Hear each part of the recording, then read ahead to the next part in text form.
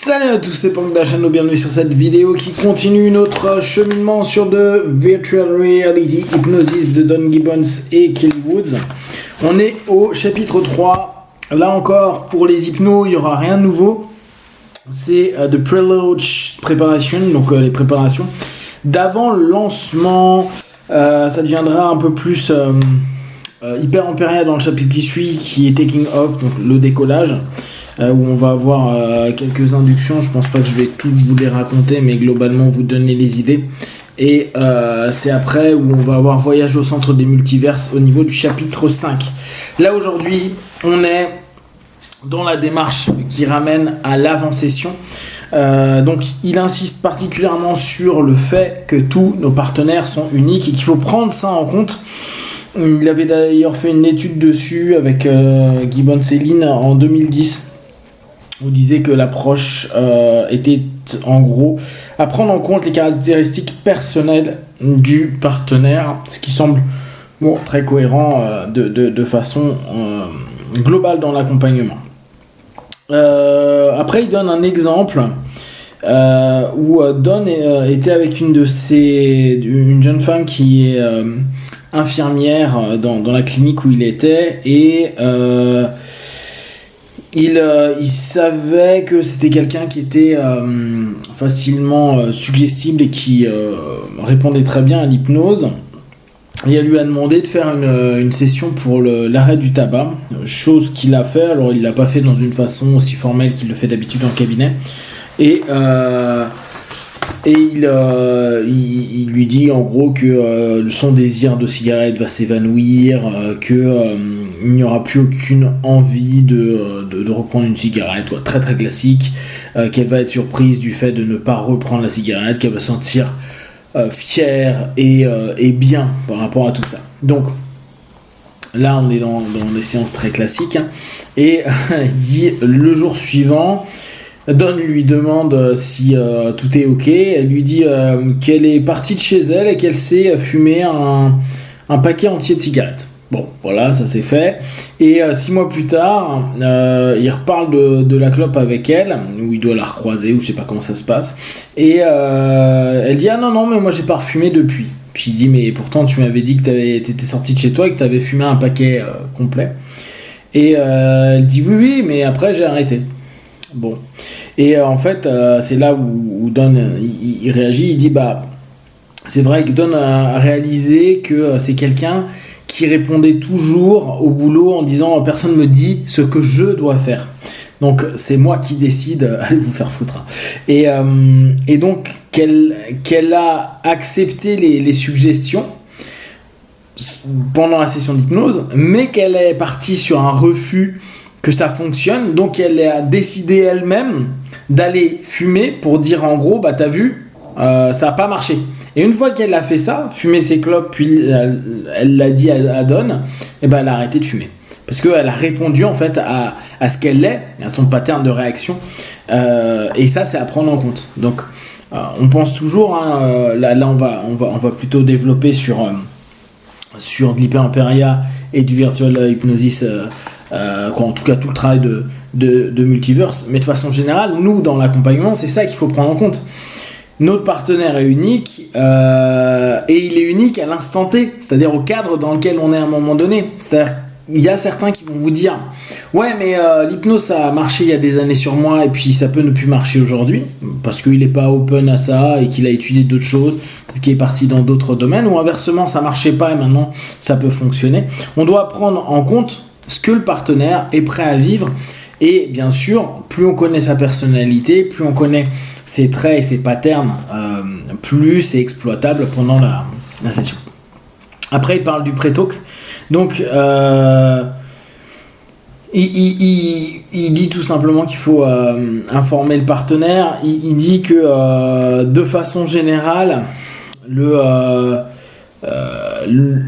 partenaire va dans son esprit intérieur décider de la direction qu'il veut prendre, et c'est petit à petit qu'il va se faire l'affirmation intérieure de se dire avec ça devrait le faire, qu'importe que ce soit hypnose, PNL, TCC, psychologie, psychiatrie, etc. il se crée son propre travail d'autosuggestion et après il demande simplement une validation par des praticiens qui eux techniquement pourront approuver et appuyer son auto-induction. Donc lui il dit que les partenaires ont déjà leur set de trans qui est déjà prête, l'ensemble de leur process de trans qui est déjà en trans. Il rappelle que l'idée c'est surtout de ramener nos partenaires à une croyance positive de ce qu'ils sont capables de faire et ce qu'il est possible de faire. Et en gros c'est leur permettre de comprendre votre cadre. Ça c'est intéressant ce qu'il dit. When it comes to explaining your particular flavor of therapy, donc ta façon de ressentir la thérapie, sachant que chaque hypno aura sa propre vision des choses. Donc pensez bien à bien définir ce qui est votre cadre à vous, avec votre façon de fonctionner à vous. Bon après c'est soyez libre par rapport à la dynamique, simplement expliquer aux partenaires comment ça va fonctionner.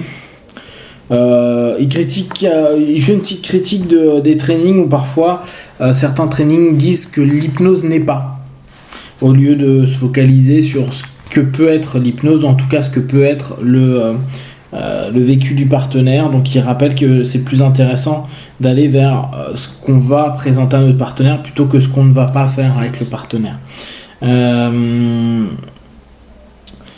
Alors, il demande toujours s'il y a encore des questions ou juste avant le rituel, c'est-à-dire juste avant l'induction, il a fait son pré-talk, juste avant, il demande toujours s'il y a une question ou s'il y a quoi que ce soit avant de commencer.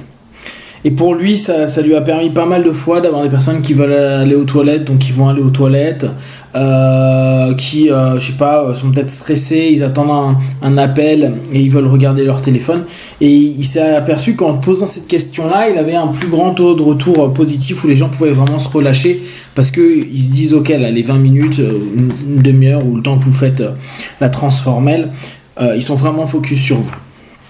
Et là encore, il explique ça un peu dans le pré-talk qu'en amont, que bien sûr on peut bouger, on peut se gratter, on peut éternuer, etc. etc. Kelly, elle appuie sur le fait que si les personnes se sont distraites, par exemple il y a des sons dehors, etc., que c'est normal que le monde autour reste le monde autour et il fonctionne normalement et qu'il peut retourner à se focaliser sur ce que dit le praticien. En gros, il ramène constamment sur le fait d'écouter le praticien et qu'ils vont être complètement capables de faire ce qu'ils veulent.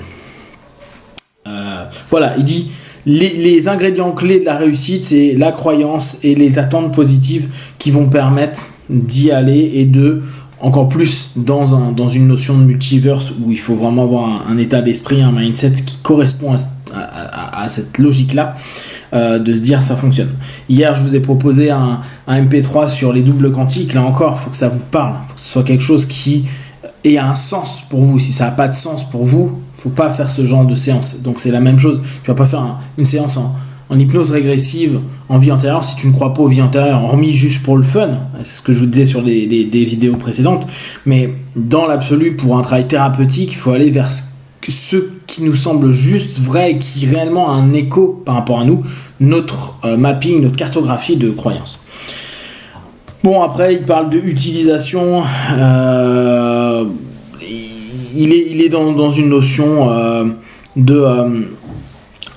Alors oui, ça c'est intéressant. Bon, moi je le fais pas parce que j'estime qu'en hypnose directe on fait parler nos partenaires.